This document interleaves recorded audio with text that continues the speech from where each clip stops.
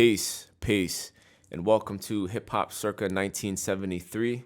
I am Infinity, and this is podcast episode number 3. All right, so we made it to number 3, you guys. A round of applause. It's like nah. So thank you for everyone for being here, for watching me or listening to me or however you consume this content. I appreciate you being here. We want to, today is September 14th. So we want to do a couple of birthday shout outs. We got happy birthday to Dre Murray. And I have notes here, so please don't mind them. Dre Murray out of Houston, Texas. Happy birthday to you.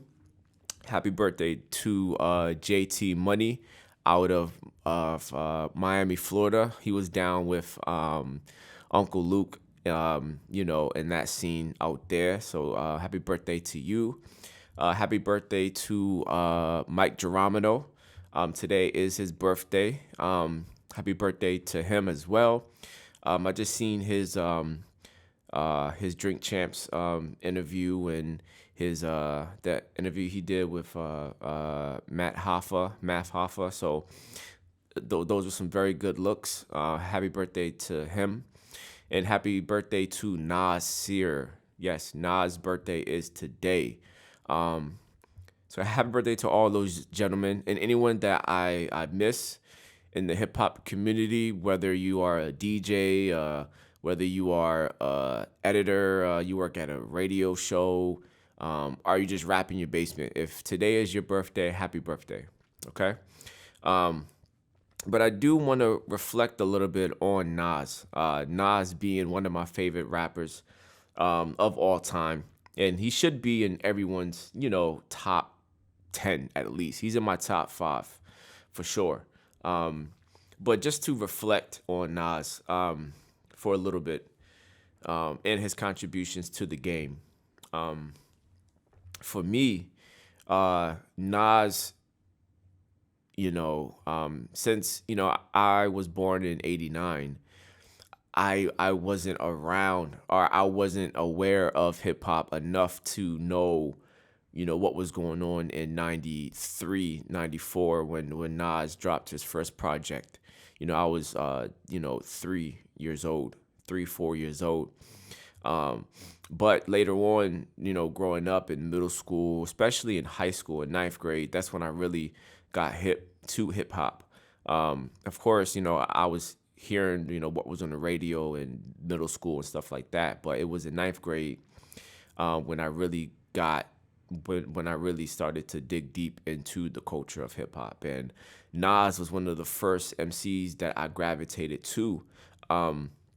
Because of his style of rapping, it was he would rap a lot of stories, very lyrical. He'd paint pictures with his words, and his productions was always dope. Some people say that Nas picked the worst beats. In my opinion, I don't think that is true. Illmatic, of course, production 10 out of 10, songwriting 10 out of 10. That's a classic hip hop album. Stillmatic, I think that was his third album, classic beats. Rhymes is dope. His second album, It Was Written, I believe. Again, classic on all categories. Let's talk about his first album, Illmatic, and then just what that means to hip hop culture. Illmatic, it's a short, concise album. I believe there's 9, 10 tracks, I believe. I could be wrong, 1 or 2. Production by DJ Premier, one of the greatest to ever do it. Q-Tip, one of the greatest to ever do it. Large P, Large Professor, one of the greatest to ever do it. Pete Rock, another one of the greatest to ever do it. And I believe LES was on the project as well, one of the greatest to ever do it. The production was just, it was so grimy. It was fire, right? And then like the bars and I think Nas had one of the greatest anticipation for his drop in hip hop history. One of the highest and one of the greatest anticipations, meaning that everybody was waiting for him to drop. There was a lot of noise about Nas because of his verse on the main sources live at the barbecue. You know, when I was 12, I went to hell for snuffing Jesus. Like, who says that type of bars? Like, that shit is that's crazy, right? Wild. So he was rhyming on that, and everybody was like, "Yo, who is this? Who is this dude? Who is that?" And then, if I'm getting the timeline correct, he came out with Halftime first, and that came out like a whole year or so before Illmatic dropped. In Halftime,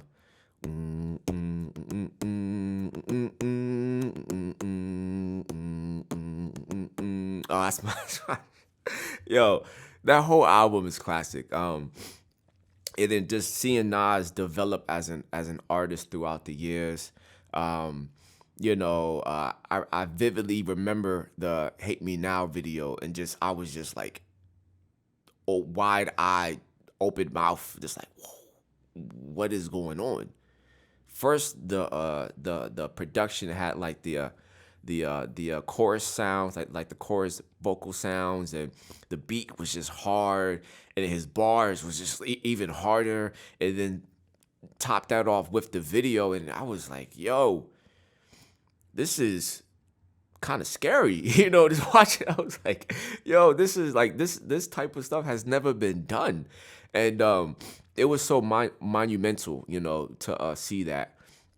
And then again to see Nas, through the disagreements with Jay-Z or whatever, to those songs that came out of that, to Hip Hop Is Dead, that whole time was just wild, because just that statement, whether you agree with it or not, it shook the whole game up. And I kind of, and honestly, just to keep it real, when that album came out and those statements came out, I kind of was having the same type of like the same kind of sentiments, and for me at least, a lot of that was not appreciating the evolution of hip hop. I was like, oh man, like, people need to go back to the bars and this, that, and the third, but not appreciating the evolution of hip hop and the different sounds and the different spaces that hip hop was trying to go in. But also, there is some elements that aren't as prominent as other elements. But whatever, the album came, that moment passed. It was a great moment in hip hop. It was a great album. And then I remember the I Can video and song, which again was just very powerful, very positive, just a good message. The beat was dope. I like the piano part in it, and it was just fire up until his album with Kanye, where sorry, my fridge is causing some sounds. Like, what is that noise? Pardon me. But that album he did, our mixtape, I don't know, our EP that he did with Kanye, that we all felt was rushed. But there is songs on there that I do like. I think my favorite song on that album was "Simple Things." And then to King Disease, which honestly, it blew me away, because that felt like prime Nas, from 94, 95, 96, like those days, like King's Disease, him and Hit Boy just work well together. To King Disease 2, another classic album, great album. And I just wanted to quickly, just share my thoughts on Nas, because again, he is one of my favorites. So more life, more power to all the people that I noted. Happy birthday to everybody. And again, for those that I missed, happy birthday to you as well. So peace to all y'all. So the first thing that I want to talk about today is the unfortunate tragic news that happened on Monday, September 12th, was PnB Rock was shot and killed while eating at a restaurant in Los Angeles, California. First and foremost, I want to say my deepest condolences to the family, to the friends, to the loved ones, to all the fans. This was so unfortunate, and honestly, it didn't have to happen. The brother was just 30 years old. He was a young dude. He had so much to offer still to the world, and for it to be taken out just by some people who are just ruthless. I feel like something has to change. I'm not gonna get too deep into because everyone's talking online and on their own respective channels or whatever, and a lot of people are blaming his girlfriend, which I feel like is wrong. For posting where they were at and tagging the location. Now, of course, that's not something, knowing who you're with and knowing just the climate. Um, that's probably not something that you would want to do. But to sit here and blame her, like, people are showing more hatred for her than they are the person that actually did it. And to me, that's crazy, because we don't know. Nobody knows what caused it or how they knew. They could have seen him walk in. It could have been somebody working there. It could have been another person that's eating there that could have made that call. Nobody knows. So all people are doing is speculating, and I feel that it's unfair to blame her. She just lost her boyfriend and the father of her daughter, and now she's being dragged and blamed online, which is inconsiderate, it's unfair, and it's not right. The person that did it hasn't even been caught or even identified. So people are going with this narrative that, oh, if Shorty ain't do this, then it wouldn't have happened. Nobody knows, okay? Nobody knows how they got the drop. Nobody knows, okay? It's an unfortunate situation. It shouldn't have happened. And then there's talks of, the fact that the area that he was in might not have been the best area to be in, especially being famous, being known, having a lot of jewelry on. And then I think that's a conversation too, because he's not originally from that area. I believe he's from Philadelphia, and he moved to LA. It's always good to know which areas to visit, which areas to stay away from. And in California, especially LA, has its own politics with, like the Crips and the Bloods and the different colors and stuff like that. So you really have to be, you really have to know what's going on and how to move, because there's a lot of politics out there. And if you don't know, then you could find yourself in a situation, but still, with all that being said, it shouldn't have happened, and the person and everyone also conversation. And I'm just going off of different conversations that people are having. People are talking about how, there's no opportunities out here and people are hungry and starving. And that may be the case. And, that is true. Seems like a lot of violence has been going on post-pandemic. But, there is opportunities. We live in America. Like it or not, there is opportunities here. And most people just don't want to go the long route. No, I'm sorry. I'm not going to say most people. Some people do not want to go the long route. They don't want to either, get a trade. They don't want to get a job. They don't want to go to school. They don't want to actually build something for themselves. They would rather take it from somebody who they feel that they could get it, or who they feel that they can take it from. So we don't know the person that did this, but you know, the argument that, oh, it's hard out there, there's no opportunities. I feel like that's a scapegoat, and it's like, come on. I know people that are starving and that are hungry and that have built something for themselves. So if they can do it, anyone can do it. You know what I mean? Now, of course, people have issues. They have mental health issues, and all these things come into play. But for some reason, in Los Angeles, in California, there's just a lot of robins. Just a few days ago, there was a dude that was killed. He tried to rob Sauce Walker. It then, from what I got from the story, that didn't work. And then he ran and tried to rob somebody else. And then that person that he tried to rob after Sauce Walker shot and killed him. Now, and then it's just so much that's going on. And it brings me to this point that I wanted to make today. How could this be changed? Like, how could we fix these problems that we're having? Like, what can we do? Is it tougher? Well, before I go into this, let me talk about rappers being targeted.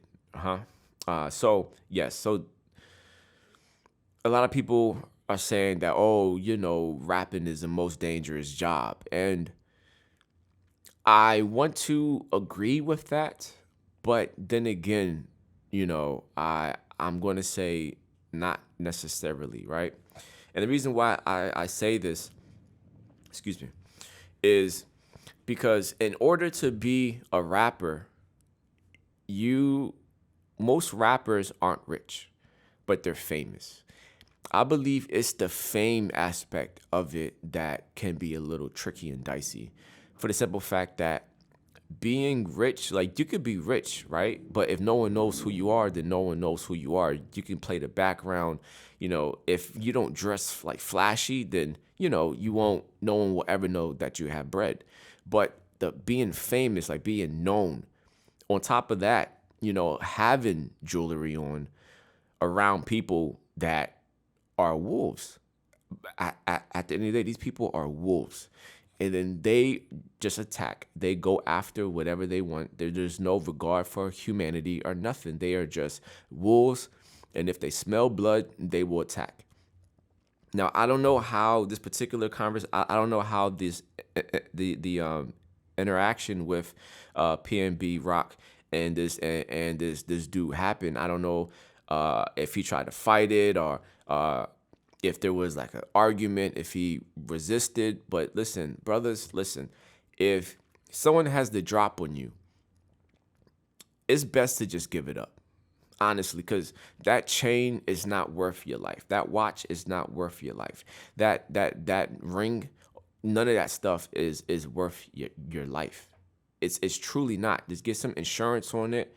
Just give it up. And it's hard because as rappers, we got egos, and if we do get robbed, and then they'll go on IG live talking about, oh yeah, I robbed this dude chain, and it's just, and got people in the comments talking shit, and it's just it's a whole lot. But we got to think about the bigger picture. It's not worth it. So in any situation where someone has a drop on you and you can't get out of that situation, then just give it up. Of course, you want to be rolling with, if not security, then some friends. But, sometimes that's not plausible 100% of the time, and I know California has very strict gun laws, very strict. But it may have gotten a little easier. I think in June, the New York Supreme Court had ruled that asking for a good reason to conceal carry is unconstitutional. So that has opened up the floodgates, honestly, to a lot of places not asking for that. Now, of course, you still have to do the background check. You still have to meet with an officer and fill out the applications and take the training and all that stuff. But You no longer need a good reason to carry. So that might be something that people will look into, just in thought. But going back to the original thought, of being a rapper and being targeted, I feel that, in certain aspects, yeah, because, you know, most rappers are flashy. They got a lot of jewelry on. And sometimes you really don't need to be in certain places for too long. If you're in a certain place for too long, it might be deemed as you being comfortable and stuff like that. But my point that I'm trying to make is that it's nothing new. Rappers has always been targeted.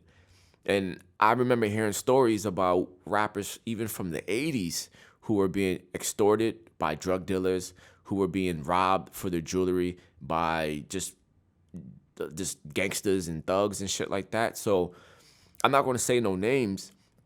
If you know, then you know. But the information is out there. But even going back from the 80s, rappers have been extorted because rappers has in the hood, in these places, rappers were always seen as like prey.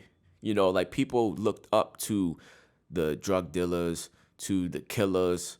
To them, the rappers were seen as soft most of the time. So they were always being extorted.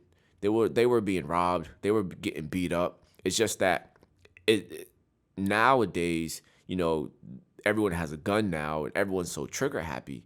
So there's a lot more killings attached to it. But as far as like rappers being targeted, I feel like it's been happening for a while. It's definitely been happening for a while.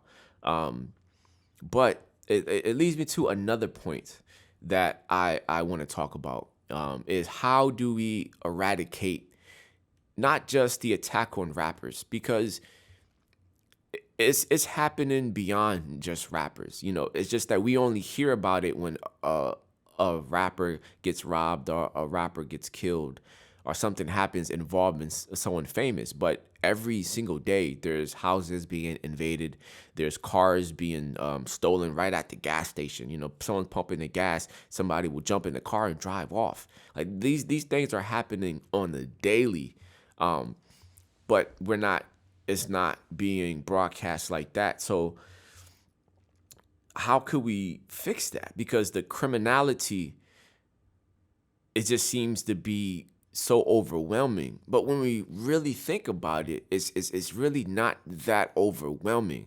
And let me break it down to you like this, right?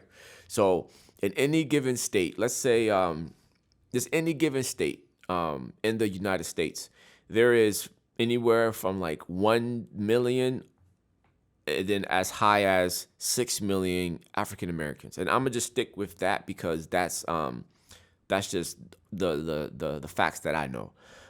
So for an example, in like Chicago or in Illinois, right? I think there's like 1.5, 1.8, maybe even 2 million African Americans that live there. In places, I think Texas has the most, which is about, I think it's like 4 million or 5 million or something like that. So let's just take a state let's just say Texas, or not, let's say New York, right? I believe there's around, let's just say 2 million African Americans, right? And I'm gonna say, and I know the criminals are not just African Americans. I know the criminal element are not just African Americans, but that's the perspective that I'm speaking from, right? So let's say you have 2 million African Americans. Out of that 2 million, honestly, there's only like 5, maybe even 10% of that population that are actively involved in the criminal element. That's it. That's it. So out of 2 million people, you may have, 20,000 people that's involved in it. What I'm saying, and shout out to General Seti, General Sarah Sutin Seti.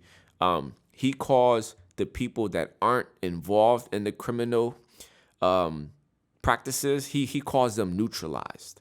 He calls them the neutralized niggas, because those are the people that they don't see nothing, they don't say nothing, and they don't hear nothing. They're the ones with the ears covered, the eyes covered, and the mouth covered. But I feel like those people who aren't involved in that element, they need to crush that criminal element. Like, and they have the numbers to crush them, right? Like, they truly have the numbers to dispel all of that. But again, they don't see nothing, they don't say nothing, and they don't hear nothing. So a 5%, 5%, 10% of a population can terrorize the whole population, because everyone else is too afraid to crush that shit. And that's what I feel is the solution. Because of course we can talk about tougher laws, we can talk about the police. Like, there's so many things that we can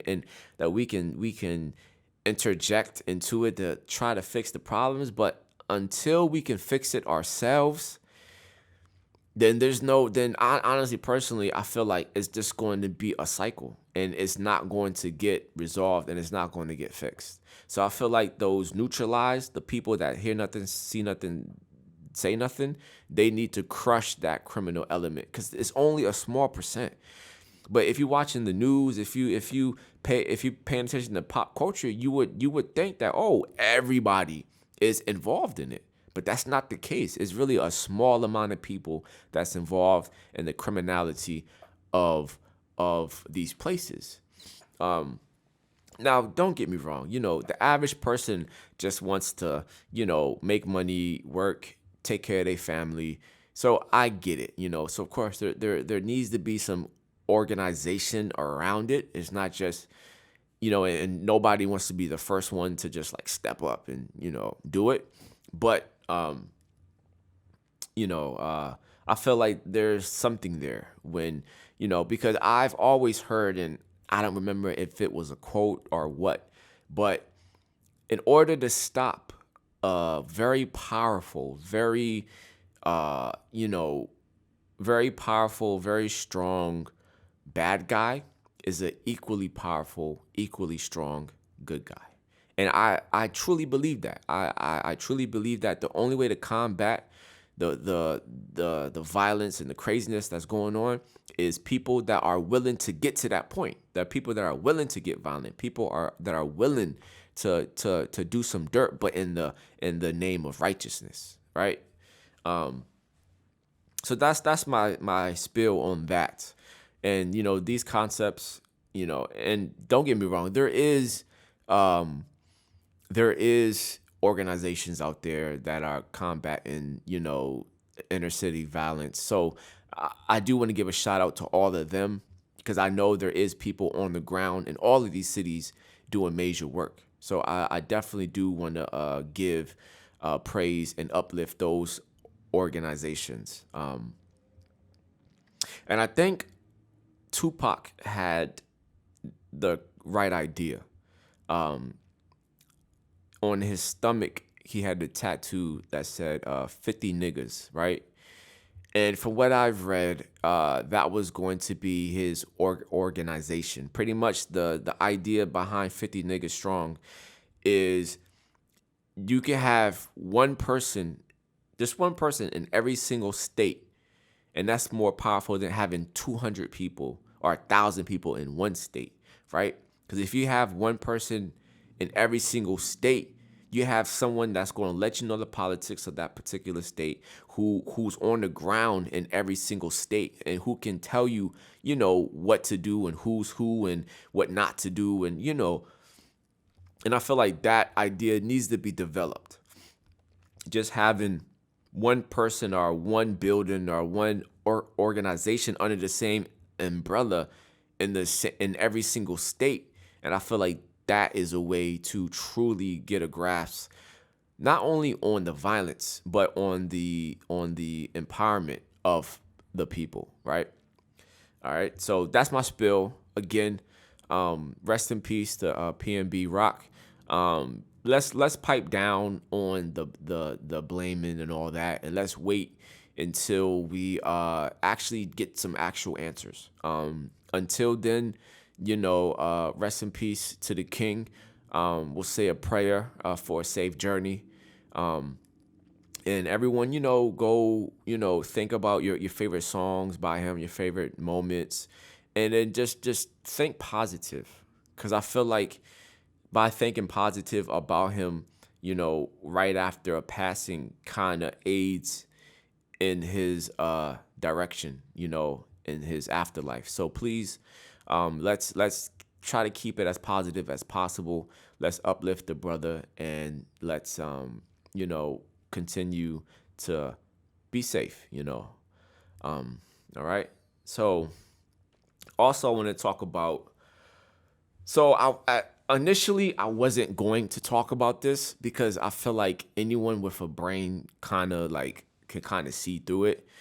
But there's been some commotion in hip hop about, the foundation of hip hop, where it came from, who was around, who did what. And honestly, it's kind of ridiculous, me personally being a student of hip hop, someone who's read books, someone who's, researched, and and now again, like I said at the top of this, I was born in '89, so I wasn't around at all, right? So all the information that I'm getting is secondhand, and unfortunately, the foundation and like the beginning of hip hop wasn't well recorded.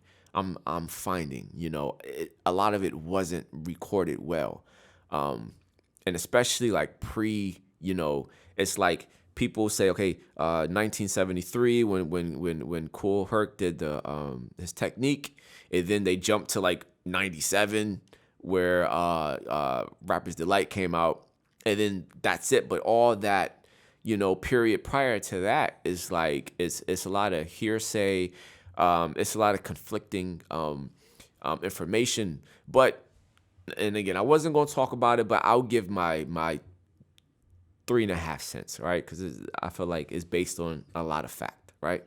So hip hop. First things first, hip hop is not one thing, and I think a lot of people, when they say hip hop, they're only talking about the music aspect of it and not talking about the cultural aspect of it. Hip hop is not just the music. The music is a part of it, of course, but it's not just the music. Hip hop is, of course, the breakdancers, the graffiti, but even deeper than that, hip hop is the way you talk. Hip hop was the way you walk, the way you dress, the slang terms that you use. That was hip hop. Hip hop was just a way of life. Yes, it's been broken down into 4, maybe 5 elements depending on who you're talking to, but hip hop initially was a way of life, and the roots of it is drenched in African American culture.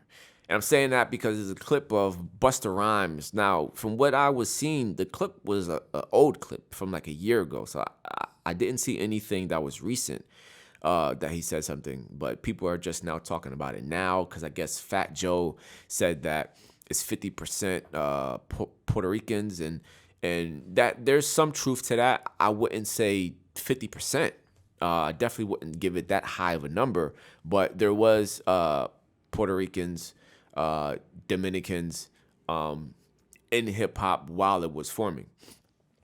Now, I'm going to keep this to just the history, or slight brief history of the music, because if you thinking about like graffiti, that started decades prior, and it was like a political thing, and then it became a gang culture thing, and a lot of the early graffiti artists was from Philly, sorry, Philly.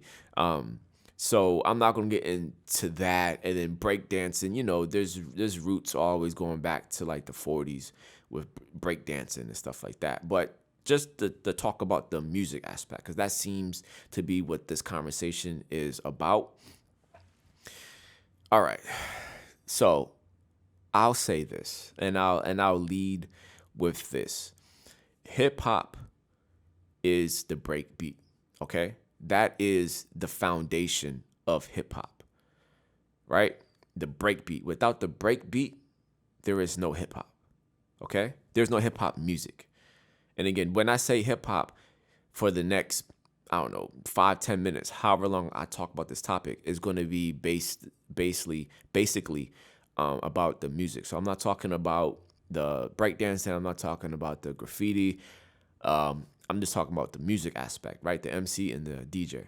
So the breakbeat, right? And we all know, we should know what the breakbeat is. It's the part of the record where the drums is soloed, right? So all you're hearing is the rhythm. And then that became hip hop, you know. So let's talk about it, because everyone's saying, oh, Kool Herc, he was from Jamaica, born and raised. He moved here, I believe, when he was 12 years old. And they're saying, oh, well, Jamaicans created hip hop. Okay. All right. Yes. Kool Herc is from Jamaica. He moved to South Bronx when he was 12 with his family. Did Jamaicans create hip hop? No, right? Is there Jamaican influence in hip hop?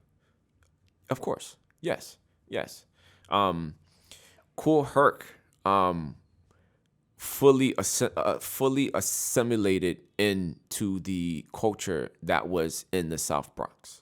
He would tell you himself that he fully assimilated into the African American culture, or I would say the inner city culture, because even in America, there's different subjects, there's different categories of African American culture, right? So he fully assimilated into the culture that was the South Bronx. Okay, let me say that.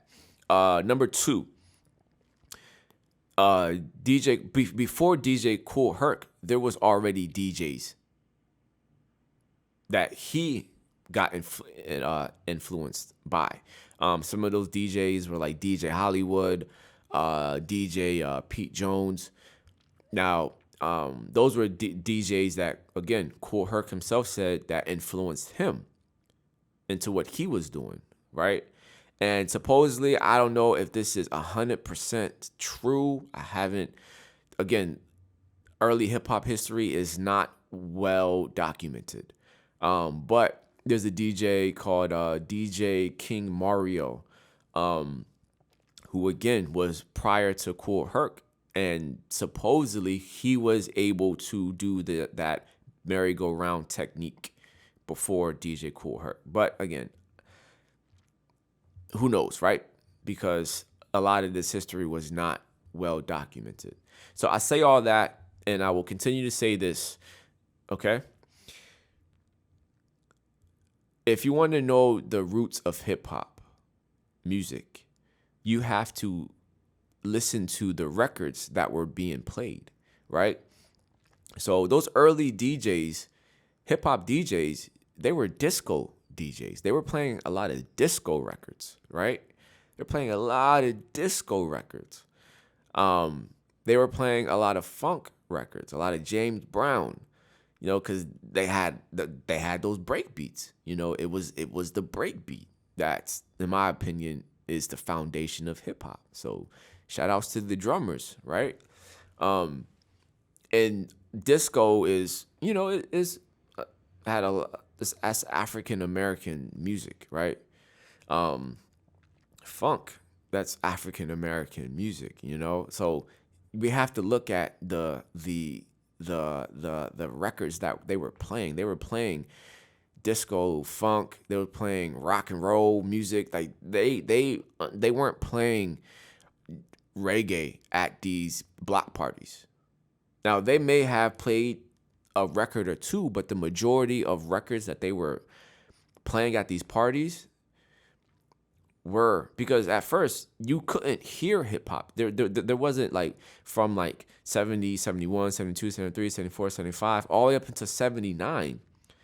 All of the 70s, pretty much, you couldn't buy a hip hop record to hear the music. You had to either have a cassette tape that a DJ would have made, or you would have had to be at one of these block parties. So that was the only time to really hear the music.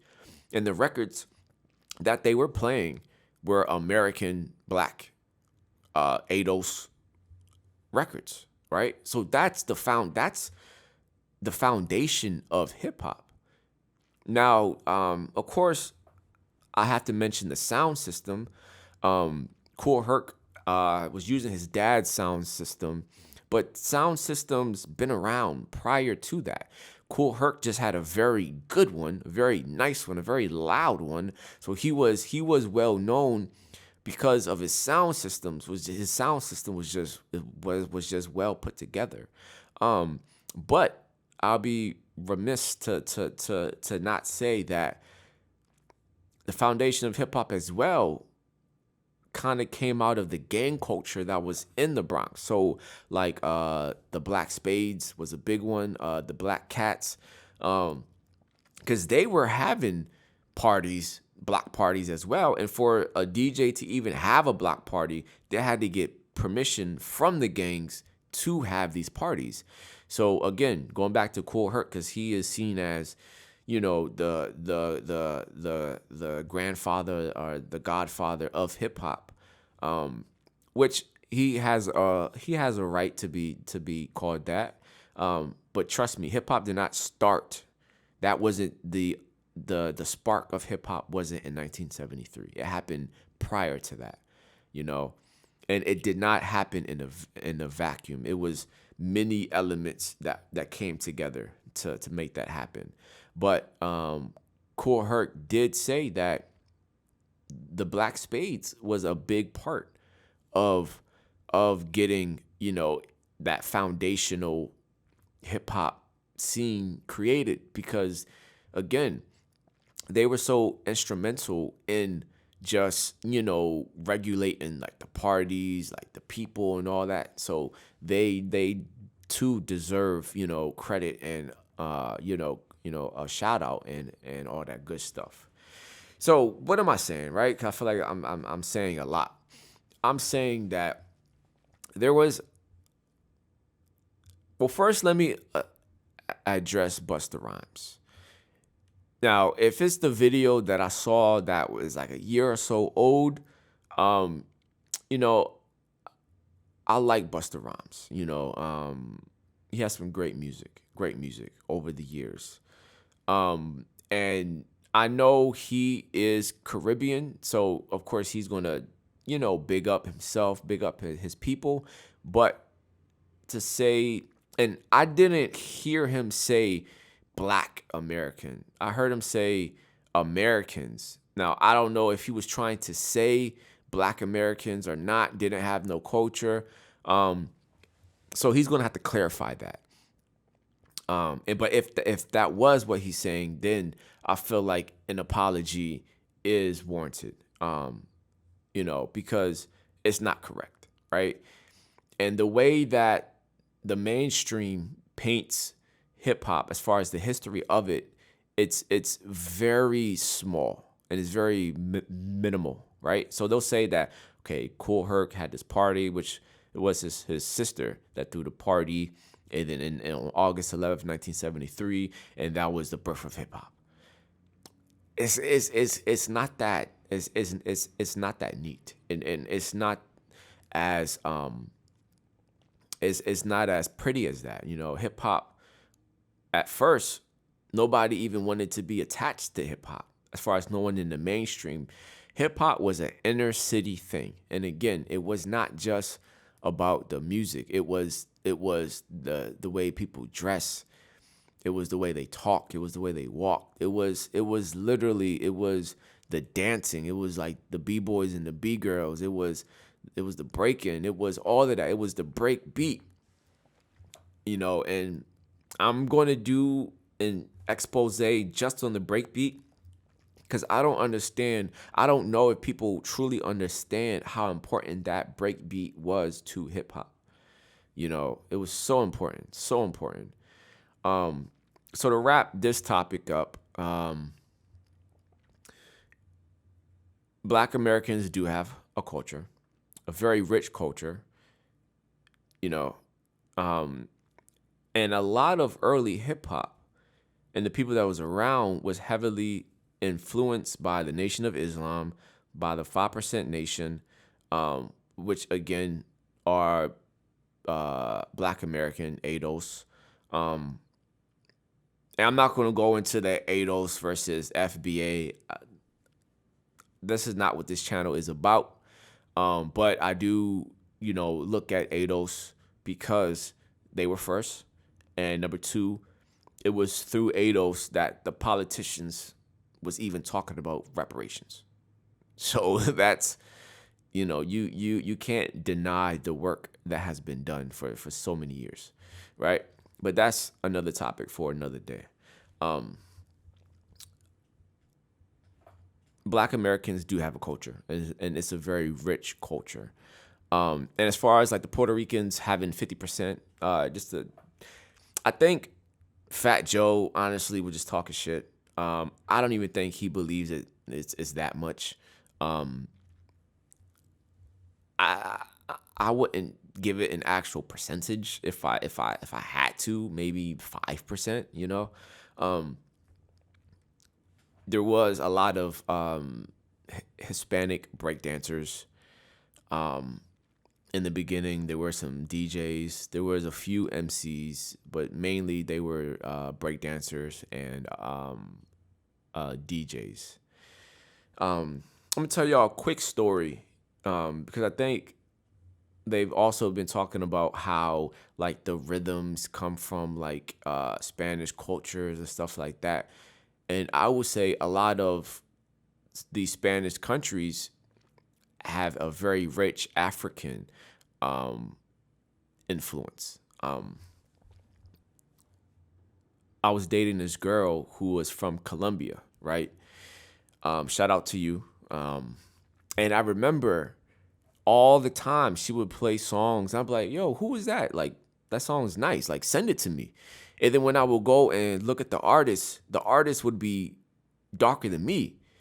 And she would say, she was like, yeah, like there's a population within Colombia who are more closely tied to their African roots. And they're saying like, yeah, all the good songs come from them. Like they're the ones that started all of that. And I think that is the case for the majority of these other countries like Puerto Rico, like Dominican Republic, like all of them. I feel like in all these places, there is a population, usually in the south of these countries, that are darker skinned, that have closer ties to Africa, and they are the ones that are really influencing the rhythm of these places.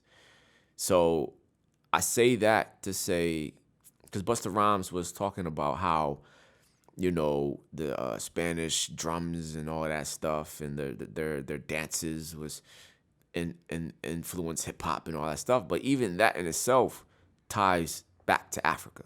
So I just want that because nobody ever gives Africa any love for some reason. But I just wanted to make that point.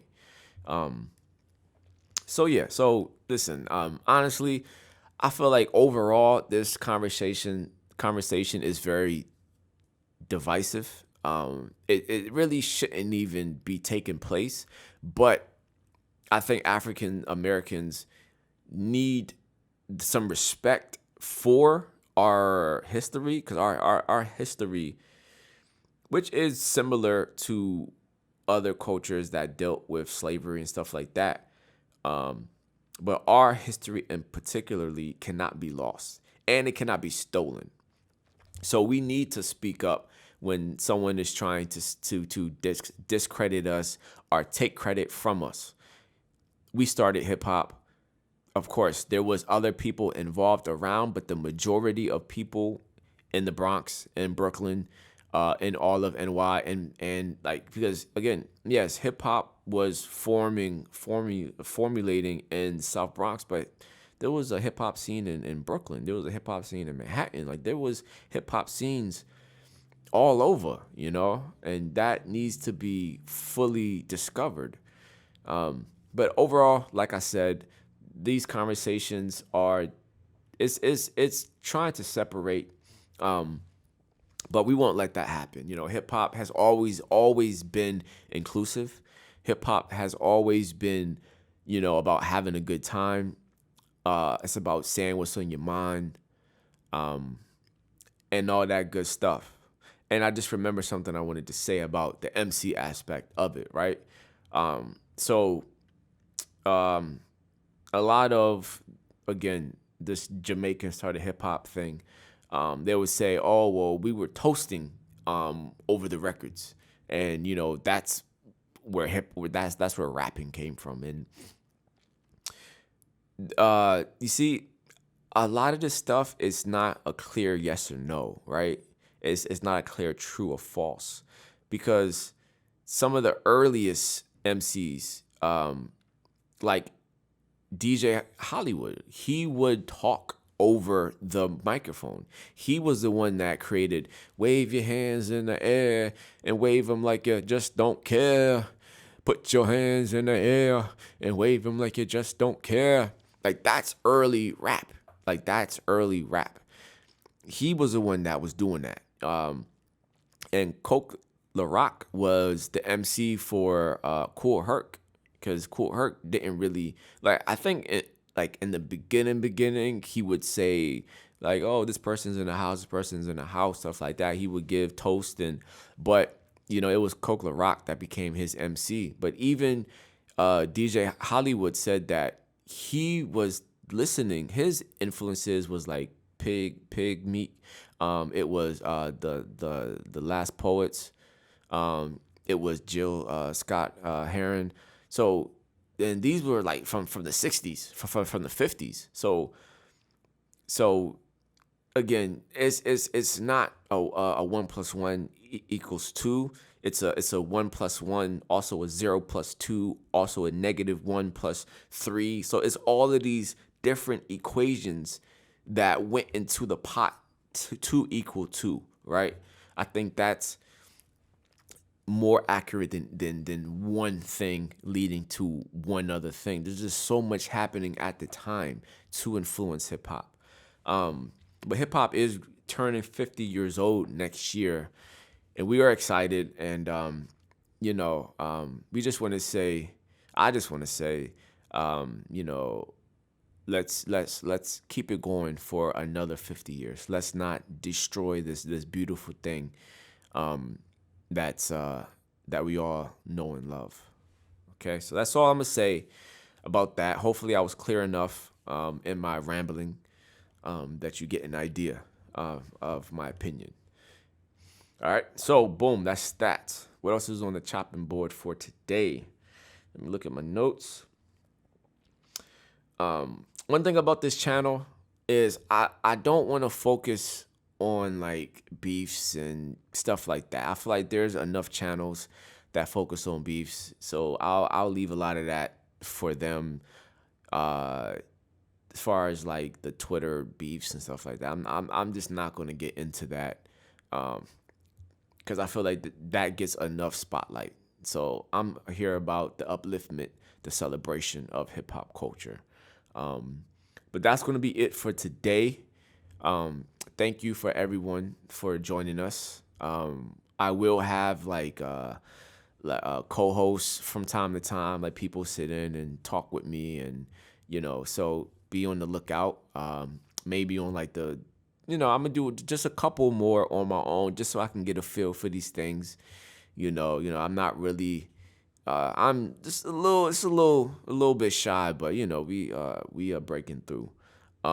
So thank everybody for joining me. I appreciate your time and your presence here. We got a lot more videos to come, a lot more content to come. So like, share, comment. Let me know what you think in the comment section. If you agree with what I said, if you disagree, whatever the case may be, let me know. And we can go back and forth, and also let me know what kind of content that you guys would like to see. Subscribe to the channel. We trying to go places. So I need you guys to rock with me. Share it with your family, with your friends, repost all that good stuff, and like the video. Until next time, this Hip Hop Circa 1973. Peace.